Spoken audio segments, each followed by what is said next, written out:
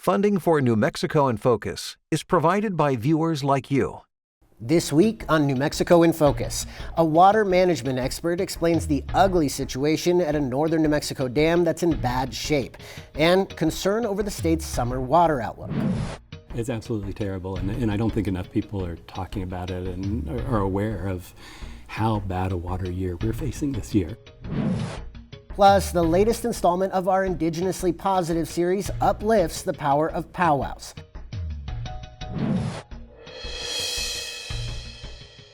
New Mexico in Focus starts now. Thanks for being here. I'm your host, Nash Jones.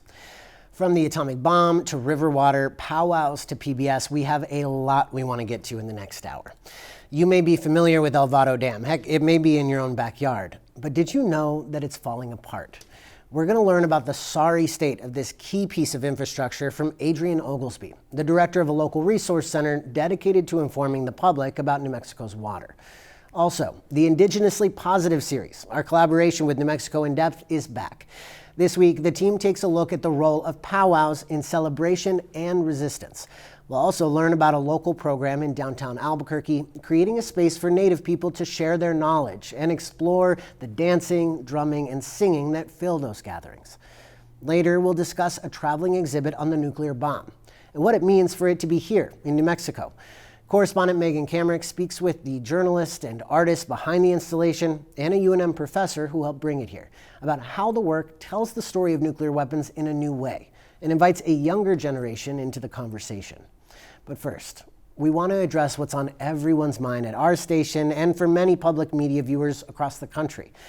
Late last week, President Trump issued an executive order instructing the Corporation for Public Broadcasting to end federal funding for PBS and NPR. And while it's not the norm to find ourselves in the news, we're committed to covering a national story with local implications all the same. So, correspondent Gwyneth Dolan sat down with New Mexico PBS General Manager and former chair of the nonprofit America's Public Television Stations, Franz Joachim, to understand where things stand and what this could mean for the network and viewers like you. Franz, thank you so much for being with us today. Thank you. It's a pleasure. First, I want to let viewers know that while you are the general manager of New Mexico PBS, you haven't seen my questions, you didn't have any input into them, and you will not have a hand in editing this interview. In fact, because we want to avoid the appearance of a conflict of interest, I'm the one who's doing this interview as a contributor rather than one of the staffers here. Total agreement with all of that. So on May 1st, President Trump issued an executive order aimed at ending government funding for PBS and NPR. Together, NPR and PBS get about $535 million per year from the federal government, but there are hundreds of PBS stations, affiliates like KNME across the country. How much does this station get from that pile of $535 million? New Mexico PBS gets about $1.7 million. Most of that, about 1.65 or thereabouts, is through a community service grant, which is a renewable grant that is issued to public radio and public television stations that pass the certification process every year. There's a couple of smaller grants for supporting distance services, like reaching out to the Navajo Nation and some of the other rural communities, but the bulk of it is through the community service grant. And what percentage of that is the overall budget? That right now, this year, it's about 18% of our operating budget. All right. Trump and others have made many calls to defund public broadcasting over the years, but I admit this is confusing even for me. On the one hand, we hear that federal dollars are only a tiny amount of overall funding for public television and public radio, but then we hear from stations like ours where it's 18%, and that cutting those funds would devastate this station. Which is it? This station or stations or the system? It's a little bit more complex than that. Losing 18% of any business, of any business's revenue is going to be pretty hard to take. I don't know that it would devastate us, but it would certainly mean a lot of contraction and a lot of change and a lot less service that we're able to provide. The real issue is the smaller stations in most states, particularly western and rural states. where that percentage of their operating budget is quite a bit higher. It's as high as 40% in some cases. In television stations and radio stations, it runs the gamut, but I know there are stations in New Mexico that are existing almost 100%, say 98% on that federal appropriation. And these are communities that do not have the population or the dollars in that population to support public media through just philanthropic individual giving. There's not an opportunity to sell underwriting space, ads if you will, because there's just not enough population to warrant that. So public media's goal is to serve all of these unserved and underserved populations, and the only way to do that is through some means of funding beyond the philanthropic. But Albuquerque, we're the biggest market in the state, Sure. We're the biggest station. This federal funding has been contentious for decades. Why not just say get rid of it and, go out for philanthropic funding, double down on underwriting, keep hustling for money on the TV? Well, New Mexico PBS is one of the most supported public television stations in the country as it is. I don't know that there's a lot of headroom to go back. Per capita, we receive more dollars from members in New Mexico than just about any other station in the country. So I'm not sure where else we go. Philanthropic through corporate donations, that is nice when it's working, when the economy is good and the message fits.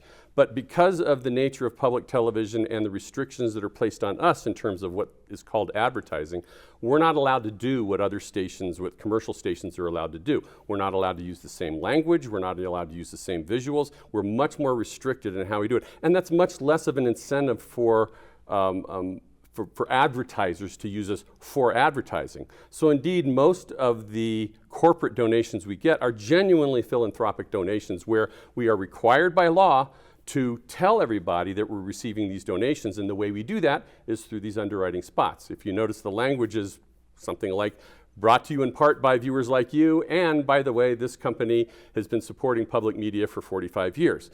They're not saying, come on down and buy stuff. They're saying, we support public media. It's a very different message, and it's a philanthropic message, but it's also not a message that is going to lend to a lot of advertising dollars. Help me understand, the Corporation for Public Broadcasting is this thing that Congress created, and the money kind of flows through, but can you just talk us through how that works? Certainly. So the Corporation for Public Broadcasting was created by an act of Congress in 1967, out of the 1967 Public Broadcasting Act, and they were created as a private, independent corporation that would receive federal appropriations from Congress, and then they would distribute those funds to PBS, public television and public radio stations around the country.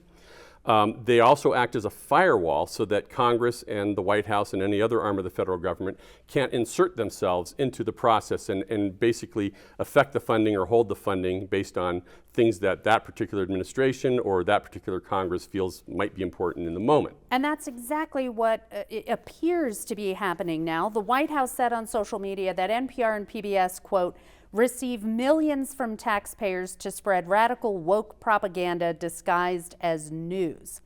So I think it's important to note that we're not sure exactly what's going to happen now because there are some barriers in Trump's way. First, legal experts say the president just doesn't have the authority to undo the budget that Congress made. And second, the Supreme Court has ruled that the government can't make federal funding contingent on stations' editorial decisions. But it's still a very real threat and a very real possibility. I understand that. The Corporation for Public Broadcasting sued Trump last week over his move to fire 3 of the 5 board members, and I think it's fair to assume that there will be lawsuits over this recent move, but it could still happen. So what are you doing now to prepare for the possibility of those cuts? Well, we're looking at our own operations and seeing where, when the time comes, we might, cut.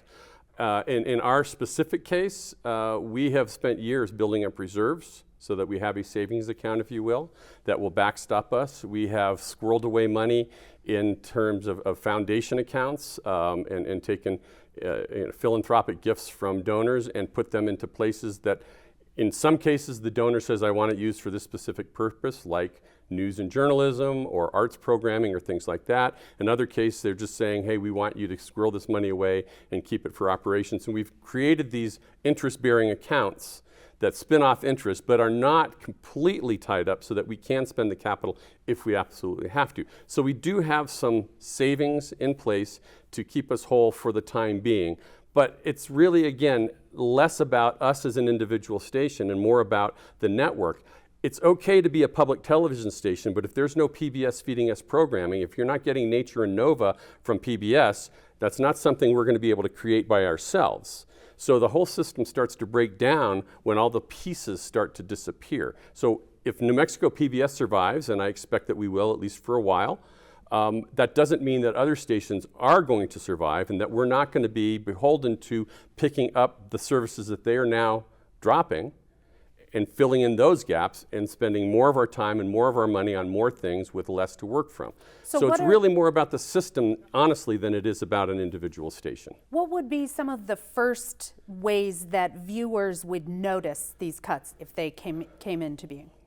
I think you could, on two levels, you could see local programming start to change. You could see local programming drop off. This program could be at risk. Coloris could be at risk. Other programs that we create, documentaries that we produce would slow down or go away. That is at the local level. At the national level, you could see programming start to disappear. One of the things that is actually being affected right now is what's called the Ready to Learn program that came through the Department of Education. $14 million a year from the federal government went directly to PBS through this program. That money has gone away. That means children's programming right now is at risk because dollars have disappeared.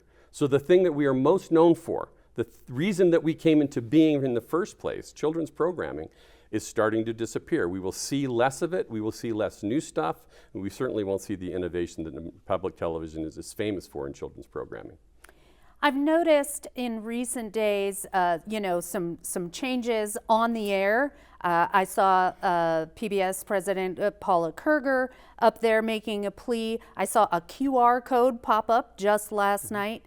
NPR and PBS have kind of taken different approaches in responding to Trump's, cuts. NPR is asking for donations, and their play is to kind of sock away as much money as possible, while PBS is asking viewers to contact their representatives in Congress. Do you think that's a smart approach? I do. I think it acknowledges that federal funding is essential and irreplaceable. Again, if you want to assume that Jeff Bezos or some large donor is going to come in and save the day, they may this year. They may not next year. They probably won't the year after. As soon as the business model doesn't support it, that money goes away. I don't think any organization like we are is going to exist purely on philanthropic dollars. It's not going to get us through those tough times. And it is that, any individual, anybody, any smart investor is going to look at a diversified funding base. They're going to look at a diversified portfolio. We receive money. The vast majority of our operating budget comes from individuals, viewers like you. But we also get money from the state of New Mexico. We also get the federal dollars. We also get some corporate philanthropy. And we also do some entrepreneurial stuff where we're providing services that we charge for. So there's a very diverse funding base, and that makes for a very healthy organization. You start taking away those pieces, and you start making the whole system much more brittle. Franz, thank you so much for talking to us about these proposed cuts. Thank you very much, Gwyneth. Powwow is a way of resistance, reclaiming our culture. When you're urban, you're disconnected, and we're bombarded constantly with, our job, school, having to study, of course, technology. They needed this for these youth and these little young people, and to give them the space where they can come and learn these things, and they don't have to be embarrassed. They can just be themselves and be happy and be open. The fourth episode of our Indigenously Positive series is coming up in about 10 minutes, and thanks to Gwyneth Dolan for the interview with our general manager, Franz Joachim.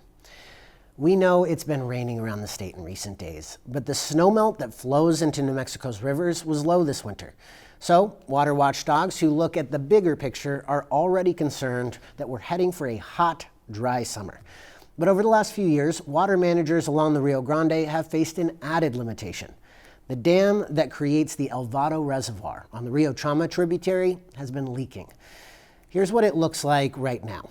You can see the reservoir itself was drained to avoid catastrophic failure, but engineers continue to face some extraordinary challenges in trying to repair and refill it. Water management expert and director of the Utton Transboundary Resource Center, Adrian Oglesby, tells correspondent Elizabeth Miller that engineers have known about the problem for nearly a decade, and it still won't be fixed anytime soon. Miller also asks about the water outlook for New Mexico this summer, which isn't looking good either. Adrian, how is this summer shaping up for water in New Mexico? Oh, it's terrible. Yeah, it's absolutely terrible. And I don't think enough people are talking about it and are aware of how bad a water year we're facing this year. Inflows to the Rio Grande at El Vado are expected to be 33% of the last 10 years median flow. Oh, wow. A lot of folks are aware that, we're looking at dramatically less water in the Rio Grande due to climate change over the next 50 years. But what we're seeing this year is what we were projecting was going to be happening out, decades from now. Wow, that is incredible. Yeah, it's terrifying. Yeah, absolutely. And New Mexico relies on a complicated string of reservoirs to store water for various uses. Some of that's dedicated to irrigation, so farms, right. And others hold water for cities. Mm-hmm. What happens when one of those pieces stops working? Yeah, so it's interesting that on the Rio Grande main stem, we only have one dam, and that's Cochiti, and it's really only for flood control and recreation. The dams that we use to store water for the city, for the farmers, for the fish, those are on the Chama River, the Rio Chama. And so we've got at the top Heron, where we store the imported San Juan Chama water we bring over from the San Juan River. And then below that we have El Vado, which is the dam that is currently broken. And below El Vado, we have Abiquiu, where we store a lot of the city's San Juan Chama water. So with one of those pieces taken out of the mix, it's creating incredible challenges, but it's also making us think creatively as well, in terms of how we can use the other reservoirs. Interesting. Yeah. Interesting. And El Vado, the one that's broken, right, is one of fewer than 10 steel-faced dams that still exist in the world. That's right.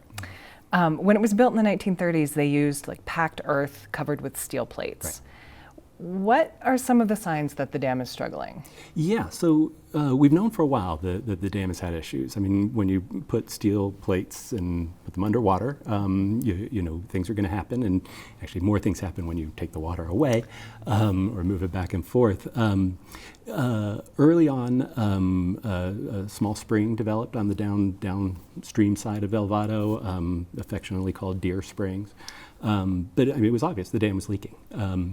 And there are other clear signs. The spillway that brings water over the top of the dam if it overflows. I remember walking down the spillway, 10, 15 years ago, and you could hear the hollow echoing underneath your feet from the cavitation of the soil that should have been there holding it up. Oh my, yeah. That's quite dramatic. Yeah, it was a little scary. Right, yeah. Right. And I think engineers started going in and assessing the status of the dam, and somewhere around 2007 they realized that there were some problems. I think that's about right, yeah. We really started getting serious about it, I think, around 2014, 2015. One of the problems that we had was that El Vado does not have a large population below it. Mm. And so getting it prioritized as a dam for the federal government to come in and invest in repairs was difficult because they prioritize dams that when they fail, they're going to kill a lot of people or flood out a lot of people. Right. And we just didn't have the numbers to justify bringing the feds in. So the delegation was great and worked with the Conservancy District and got it bumped up on the priorities list. That would be like the New Mexico delegation to Congress, yeah, and then right. the Middle Rio Grande Conservancy District that's kind right. of worked together to get this dam prioritized. You've got it. And so for folks who don't pay attention to the structural integrity of dams for a living, yeah. Can we put like some context around that time frame of like 10 years ago to have figured out that there was a problem is a while? It's a while, yeah. I mean, this dam was built during the Depression, 1933 to 35. We filled it up in 36. Part of the rationale of using the steel plates was to boost the steel industry during the Depression. Wow. The dam had to have some rehabilitation work done in the 50s. The Bureau of Reclamation came in and during that terrible drought, helped do some repairs on the dam. For a dam that's close to 100 years old, it's done a pretty impressive job, over the years. But El Vado is really incredibly important to us because it's kind of like the Swiss Army knife of reservoirs. Nice. We were able to do a little bit more with it. We were able to be a little more flexible with it than with other dams. So. Yeah. Heron upstream, San Juan Chamo water, Abiquiu downstream, flood control, San Juan Chamo water. But at El Vado, we were storing water for all the farmers in the Middle Rio Grande. Wow. We store the Pryor and Paramount, the senior water rights for the 6 pueblos down here. There is power, hydropower. 8 megawatts is generated out of that dam and is owned by Los Alamos County. We store a little bit of water for the Rio Chama Acequia associations up there, right? Yeah. And then we also store water for the fish, for the endangered fish down here in this valley. Right, of course. And then below El Vado, we have this incredibly important recreational stretch where you've got this really good German brown trout population. And so flows are regulated in certain ways to try to help those populations and boost the fishing economy. And then the rafting economy has really relied on steady weekend releases out of El Vado. So carefully managing other people's water and delivering it on a schedule that helps boost this other economy within New Mexico, the recreation economy. Right, that's a lot of impacts, and that's a highly coveted stretch of river to get a permit to spend an overnight raft trip on, right? Yeah, it's a magical place. Yeah, totally stunning. Are we looking at like catastrophic dam failure as possible here? Like the whole thing could collapse? Or has that been averted? No. Well, I won't say anything's been averted because they haven't been able to fix it. Right. But essentially what's happened is these steel plates were put down on dirt, and that dirt has cavitated out behind it. The plates have eroded and they're very old, right? The initial attempts to fix it were to put grouting along and behind these plates. But unfortunately, the grouting caused some of the plates to buckle. And so that's when the fix stopped. The folks at Reclamation stepped back and said, this isn't going to work. We need a new solution. And so no work is being done at El Vado right now, and probably won't be for a couple of years while we develop what the plan is to fix it. And so they're really kind of stuck. Like I think they drained the reservoir in 2022 in the hopes that they could start, implementing this fix, and it's just that's right. It's not working. Yeah. My understanding is like the dam is in much worse condition than they anticipated. Yeah, I mean it's bad. I was on the board of the Conservancy District, 2009, 2017. So we were having a lot of discussions about it back then. Back then it was full, or we were holding a lot of water, so we really didn't have a strong idea of the extent of the problem. And in those early days, we were actually talking about bringing in divers to go in and fix it while the water was still in there. Oh my. Yeah. And of course, nature has changed that plan. Right. We don't need divers anymore, unfortunately. Right. Yeah. Given the visible lack of success with this approach and construction stopped and likely to remain stopped for at least another 3 to 6 years, foreseeable future, while the engineers try to figure out what to do, how are water managers coping without this dam? We talked about a number of different aspects that are affected. Yeah. We're still able to use it a little bit. About 25,000 acre feet of water can be stored there. Of 200,000? Yeah. Okay. So right. No, a little bit. Good to keep it in perspective, for sure. One thing that we've talked about for years has been our interest in managing our dams in what we would call a conjunctive manner. So taking away these limitations of, you can only store one kind of water here and one kind of water there, and looking at how we can use them in a more flexible way, so we can optimize the system, take advantage of, freak storms and capture that water, or move water to create space when we need it. But we've had our hands tied by the laws that establish these reservoirs. This problem has caused people who otherwise would not be thinking about creative reservoir operations to have to think about them. And so part of the solution is, we're this year storing some of the Pueblo's water in Abiquiu. That required, some approval of the Texas Rio Grande Compact Commissioner and lots of other people, and it was a long process. But that kind of flexibility is something that never would have been contemplated if El Vado was still functioning. So there may be a little silver lining here in that, we're thinking about our reservoir management in a broader way. And that adaptation could roll out and take other roles potentially as we're looking at a more climate strange future. Yeah, absolutely. And in fact, Congresswoman Stansberry has been trying to champion an effort to have a National Academy study of our reservoir systems on the Rio Grande. Oh, wow. So doing a very high level scientific analysis of what is the optimal way to use these reservoirs to maximize our water supplies. Great. Yeah. In January, the Trump administration dismissed all of the National Dam Safety Review Board members. Yeah. Does the lack of that piece of oversight add any concern here? Oh, absolutely. Yeah. I mean, because there are dams all over the country. I mean, there are a lot of dams in New Mexico that need work. This is just a very prominent situation here. Right. We're thinking that we're probably going to see 40% cuts to the staff at Bureau of Reclamation. They have a Denver Technical Service Center that provides a lot of, sort of the research work that helps us figure out how to fix dams. The cuts up there, could seriously impact the timeline that, we're looking at for fixing El Vado. So, but truth be told, with this administration, it's also chaotic. I don't want to predict anything, but right. It's certainly not helping. Right, Yeah. Definitely hard to predict at this particular moment. Adrienne Oglesby, Yeah. Thank you for your time. Absolutely. Thanks so much.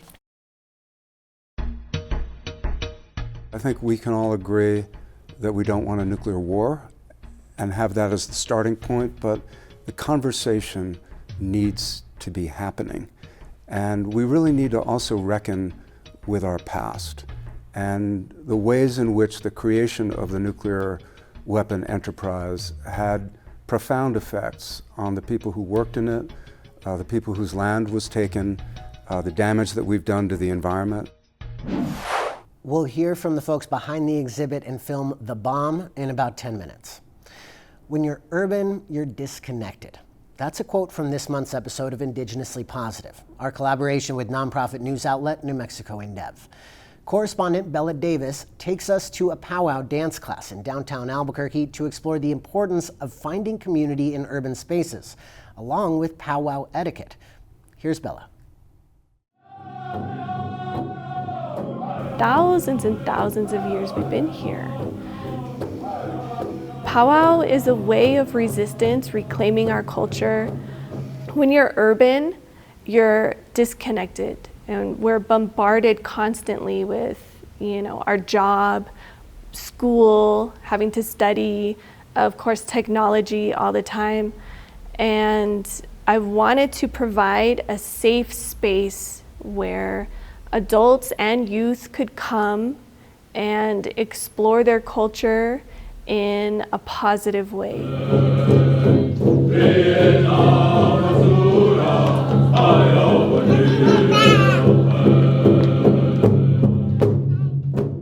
Nico Duroin Silva is the owner of Powwow Wellness. She's teaching classes once a week in downtown Albuquerque, where folks can practice dancing and learn about etiquette at powwows, which basically are gatherings that feature dancing, drumming, and singing in the celebration of Indigenous cultures. Nico's class also gives community members the chance to share knowledge with each other, like making regalia. They needed this for these youth and these little young people, and to give them this space where they can come and learn these things, and they don't have to be embarrassed. They can just be themselves and be happy and be open and learn to dance and learn what the songs are about and what the different dance styles are. So the word powwow, the original word is pow-ow. It's spelled a little differently. It's originally an Algonquin word.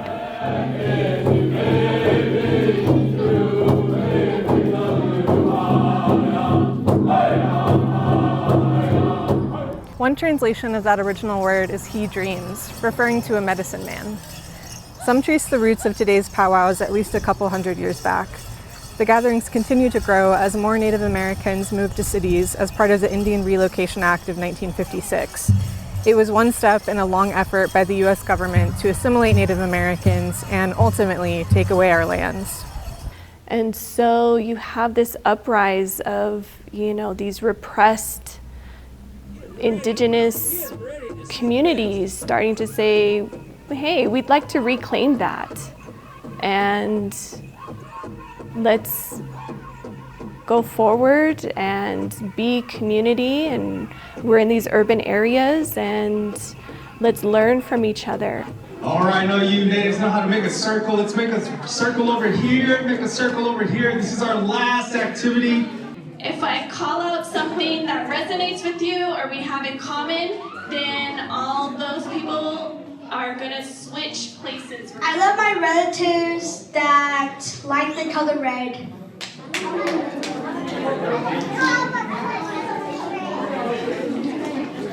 I have known Nico DeRoyan my entire life. We have known each other since we were just like these kids running around us. We grew up in juniors in Northern California, so we grew up in the powwow circle together. And for a long time, Nico has talked about this. For years, she's talked about, her dream of creating a space for families to come together and dance and learn and be a part of the powwow circle and practice wellness in that way. The class we went to is held at the Resilience Hub, run by New Mexico Community Capital, a nonprofit that supports Native entrepreneurs. Nico started the class earlier this year after teaching her first formal powwow lessons at the Native American Community Academy. It was really cool to see people when they came to pick up their students. I had dads that said, hey, I have a drum. Do you mind if I bring it? And I'm like, yes, of course. And I have people that I can bring, and I can invite boys to the drum, show them how it's done. And then another dad came and said, hey, can I jam with you? I sing Southern or I sing Northern. And another parent said, hey, I have these shawls that are just collecting dust. Maybe I could donate them to your class. I had another parent offer to sew parts of regalia. And so community just started to form from that one class, and it just snowballed. Here, Shield Chief, take it away!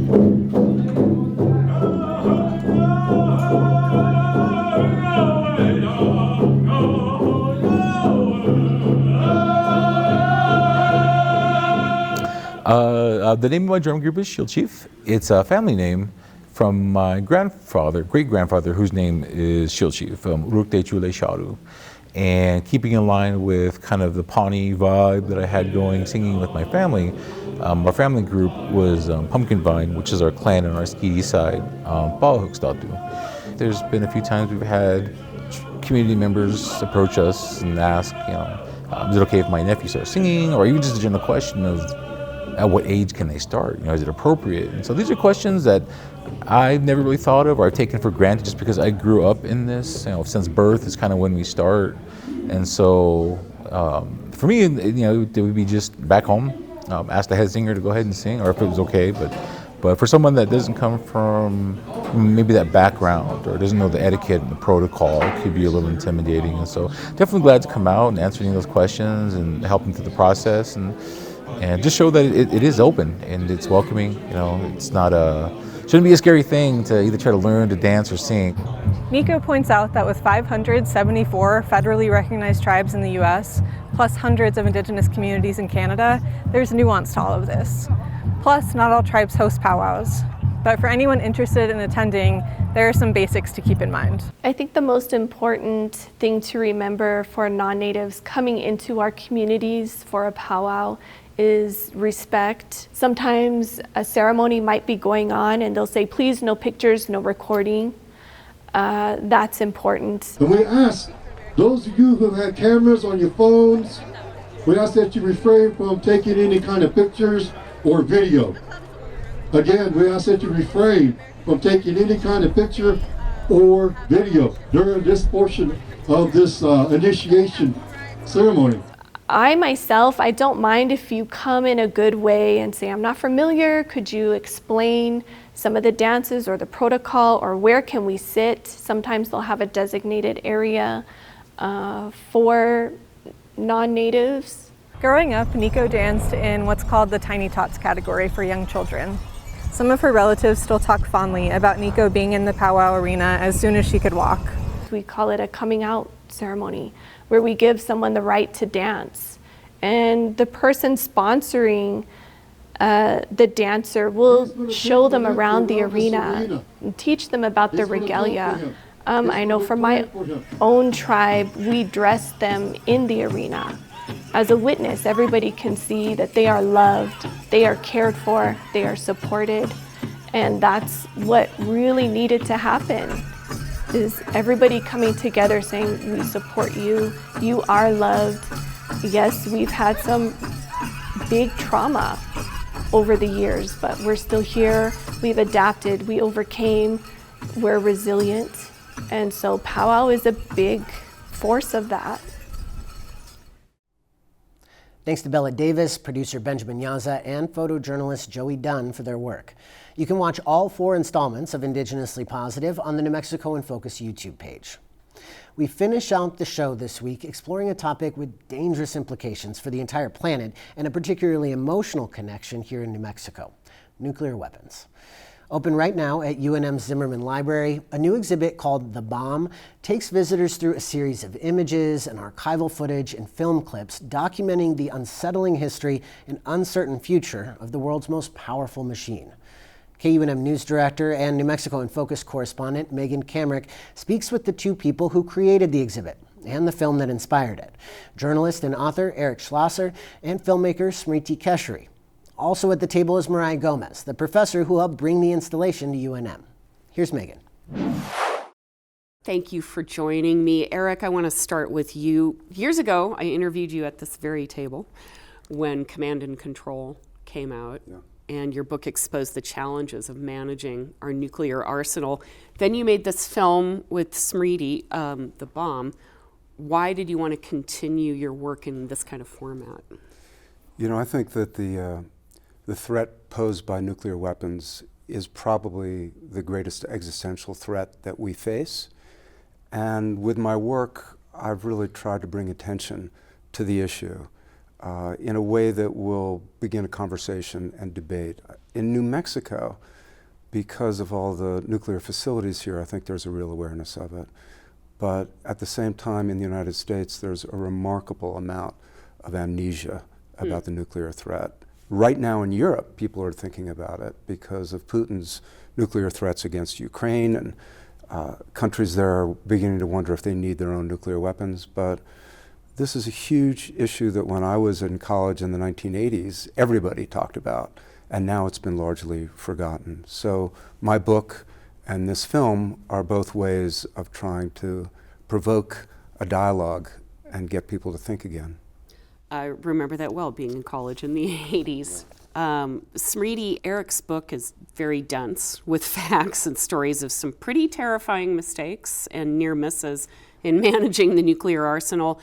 The film has no narration. It's images, it's sound design, archival footage, and animation. Why choose the techniques you did to tell the story? Yeah. Well, that was something that we, talked about from the onset, that to a degree, the information is there of, these experts or people talking at you. But with this, we really wanted to take people through this visceral and emotional understanding of nuclear weapons, to not tell them how to feel, but to let them go through that journey. And that was really at the heart of it, not just Eric and I, but also our amazing co-director, Kevin Ford, and then also the band who did the live score. The music is such a central part of the narrative. our creative director, or our artistic director, Stanley Donwood, who took a lot of the raw material and the research that Eric had and used it as animation and illustration through the film. So it was really this collaborative process with the creative team, and we were always sort of on the same page of wanting to take people through the way that, people felt when they were having to go to school and go through Duck and Cover, and you're seeing the headlines and that effect that it has, that you really feel it in your bones.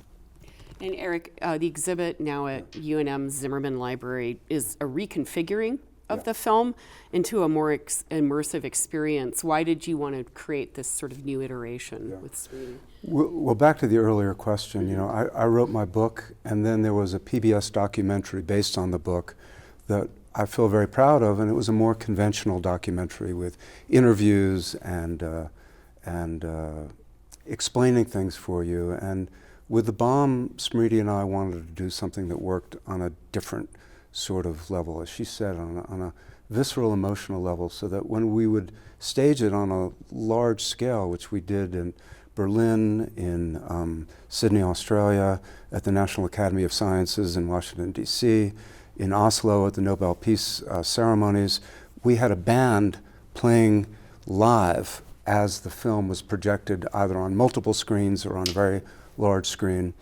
But concert management and promotion is not our skill set, and it took so much time and energy to do one of those performances that we created an installation that has multiple screens, that has recorded music so that the band doesn't have to travel everywhere it goes. And we've been taking it to college campuses around the United States. And the installation will be put in a gallery, and it'll be up for a month or so. And then Smriti and I will go to the college and try to have a conversation with panels, with different people, with different points of view. I've engaged with all kinds of people on this issue, from high government officials to high-level people at the labs and at the Air Force, and there are really strongly different opinions on how to go forward. But I think we can all agree that we don't want a nuclear war and have that as the starting point, but the conversation needs to be happening. And we really need to also reckon with our past and the ways in which the creation of the nuclear weapon enterprise had profound effects on the people who worked in it, the people whose land was taken, the damage that we've done to the environment. And my background academically is in history, and I really believe we need to confront our history, acknowledge our history in order to move forward in a just and honorable way. Mariah Gomez, let me turn to you. You've been a scholar of the impact of the bomb in the nuclear industry in New Mexico. And what kind of impact did this art installation have on you in the film? When Smriti and Eric first contacted me, there was no way of turning this opportunity down. What I have found I've been teaching a class at UNM called Atomic Bomb Cultures for just about 10 years now. And what I find is that this generation of college students and this younger and upcoming generation, they don't know very much. They're enough removed from the Cold War to where they either don't know or they will readily admit we didn't learn any of this in New Mexico history and US history. And so when we're entering, we entered January of 2025 with the doomsday clock being moved to the closest it's ever been at 89 seconds, and they don't really have an understanding of the significance of that. So when the creators first approached me, I said, we have to do this. We have to find a way to engage college students and the Albuquerque and New Mexico community in general in this conversation in a way that I feel is approachable, in a way that doesn't feel like it's talking heads talking at you. Like Smriti said, it's very evocative in terms of making the viewer go through this set of emotions. And I think for me, there was a lot of new footage for me, but a lot of nuclear testing footage for watching that, historical footage and archival footage. And I think that we're at a point where as we are essentially in a new Manhattan Project developing new nuclear weapons. All of those plutonium pits at this point are being built in New Mexico, in Los Alamos. And we have to be having this conversation about nuclear testing right now. And college students need to be prepared to enter that dialogue. Smriti, what kind of reactions have you seen with people on campuses, especially interacting with the film? They're debating, and they are also asking us questions. And Eric, Command and Control has really made such an impact in the nuclear weapon field, I would say, and so for them to even be able to talk to Eric about it, it kind of just gives it a new entry point. And I remember when I was in college, and we were talking about this earlier, that it's the impact that Fast Food Nation had in kind of waking up. Another one of Eric's books. Yeah, in waking us up to the reality of the food industry. So I think that's really at the onset. It's not about, this is right, this is wrong, left or right. It's more about, investing and starting to get exposed or interested in the subject matter. I'm interested in the aesthetic choices and the images you decided to use. I don't know which one of you would like to talk about that. More specifically, what do you mean? So you start with, we see lots of different armies, Yeah. presumably all the nuclear powers. We see a lot of archival footage. We see a lot of things of the machinery that's, to your book, like the machinery that's containing these weapons. The film is non-linear. It doesn't have a narrator. It doesn't have interviews, but it's very carefully structured. Okay. So it's not a series of random images. And the film opens up in space with satellite photography of Earth, and Earth is beautiful from space. And then when you get a little closer is when, the next sequence is the armies marching. And, up until now, the United States has not paraded its nuclear weapons. And the United States doesn't have a huge tradition except on, maybe Memorial Day of military parades, whereas other countries that are nuclear powers, show off their nuclear weapons as symbols of their national might.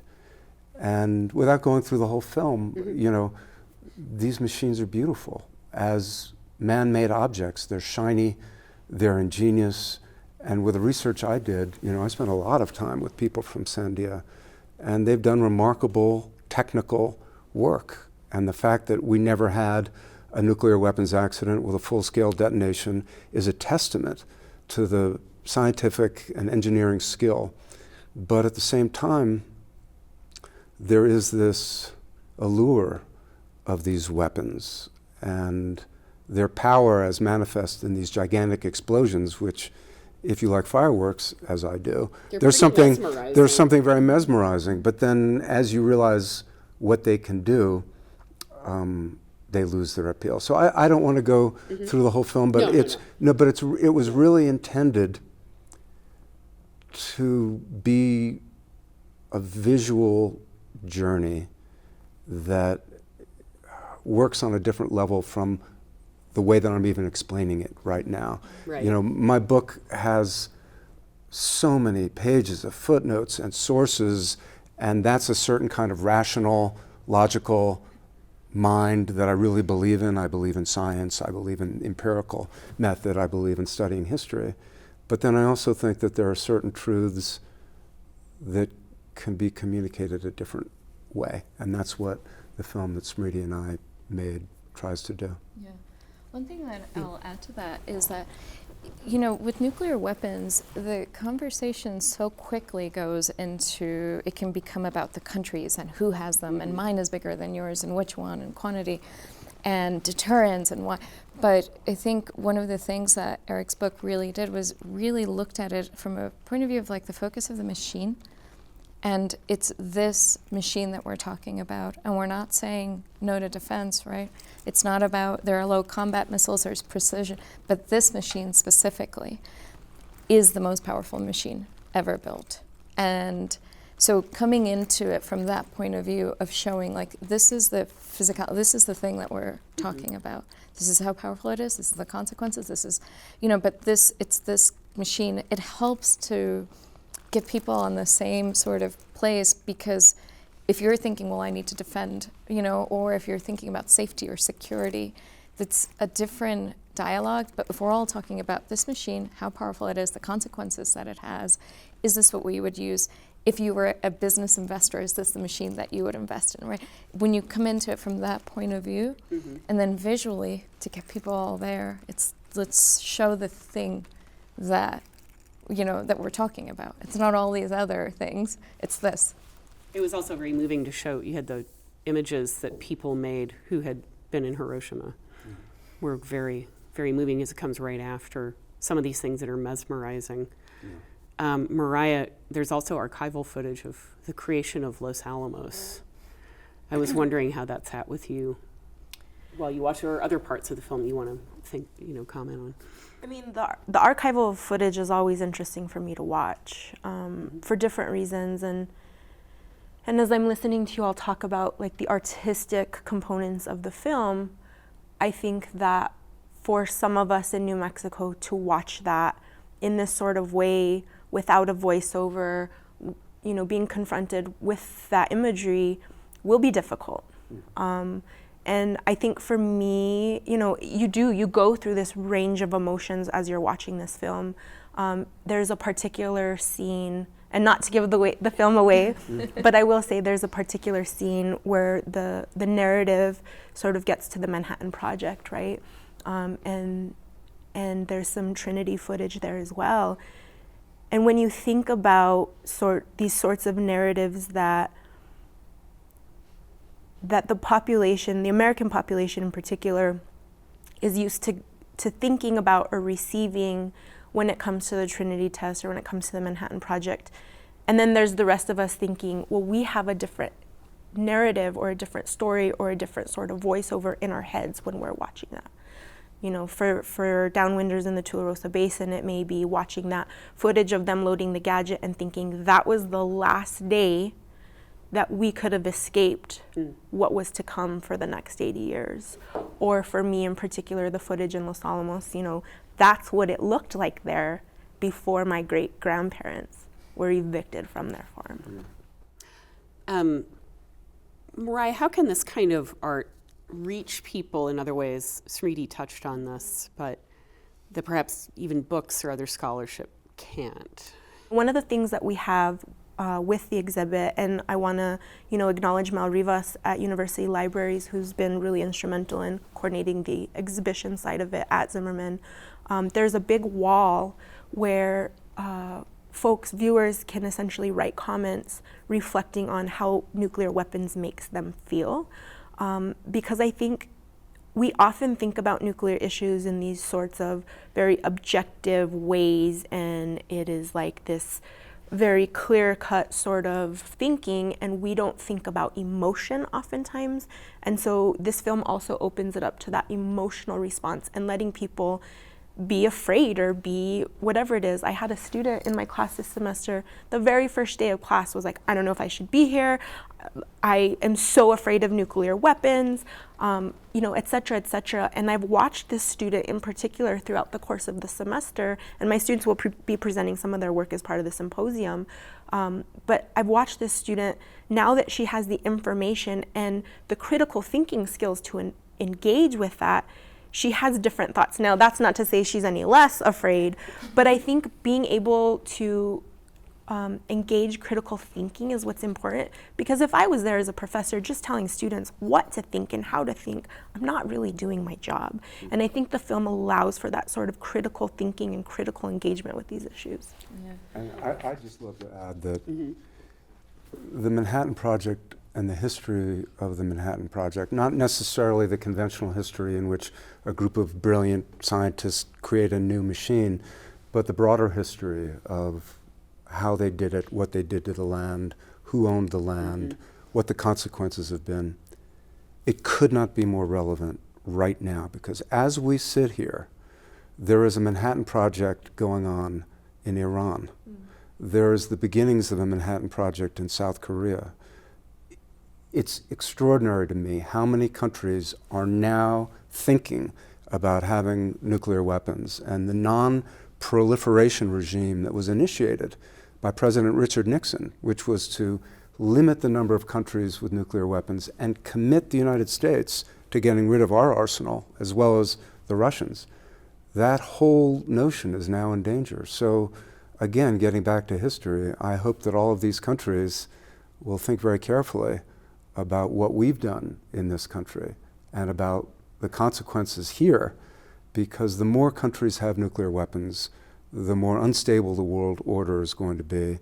And my book is about the really complex technological systems that you need to manage this arsenal effectively. And without being falsely nationalistic and jingoistic, we invented this technology, we perfected it. I have more faith in our nuclear enterprise than any other in the world, and yet we've come close a number of times to blowing ourselves up. So it should be a very cautionary tale to any other country that's thinking about having nuclear weapons. And the Manhattan Project is something that all these countries should look carefully at. I think you just answered my question, but as Mariah alluded to, the Bulletin of Atomic Scientists moved the doomsday clock closer to midnight than it's ever been. Yeah. I'm not Is this apocalyptic. why? Well, I think it's a number of reasons. I think that, President Putin has been making nuclear threats, and the media that he controls in Russia has been celebrating the use of nuclear weapons in a way that we've never seen before. So they've created computer-generated images of the destruction of London. They've really, really emphasized nuclear weapons as the source of Russian national power. And that's extremely, extremely dangerous. Well, Eric Schlosser, Smriti Keshari, Mariah Gomez, thank you so much for coming and talking about this and for the exhibit. Thank you. Thanks, Megan. Thanks to Megan Kamerick, as well as the crew from The Bomb and everyone else who contributed to the show. If you want to rewatch or share any of the stories that we brought to you this week, you can find each of the interviews and the full episode at nmpbs.org or on the New Mexico in Focus YouTube channel. For New Mexico PBS, I'm Nash Jones. We'll be back next week with a look at more stories from across the state that we think deserve your attention. Until then, stay focused.